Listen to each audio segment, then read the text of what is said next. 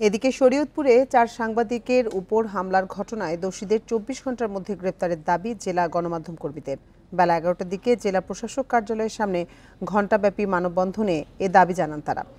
এ সময় গণমাধ্যম কর্মীরা জানায়, সম্প্রতি জেলা সদর হাসপাতালের চিকিৎসক কাজী মোহাম্মদ ইলিয়াস এক রোগীর ব্যবস্থাপত্র ছুঁড়ে ফেলে দেয়।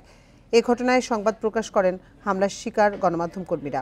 এ নিয়ে স্থানীয় ক্লিনিক ব্যবসায়ী নুরুজ্জামান শেখ ওই চিকিৎসকের পক্ষ নিয়ে সাংবাদিকদের সঙ্গে বাগবিতণ্ডায় জড়ান। সেই ঘটনাকে কেন্দ্র করে গতকাল সমকাল পত্রিকার জেলা প্রতিনিধি সুহাগ খান সুজন সহ আরও 3 সাংবাদিকের উপর হামলা চালায় সন্ত্রাসীরা। এই ঘটনায় পালং মডেল থানায় 7 জনের নাম উল্লেখ করে এবং অজ্ঞাত 8 থেকে 10 জনের নামে একটি হত্যা চেষ্টা মামলা করা হয়।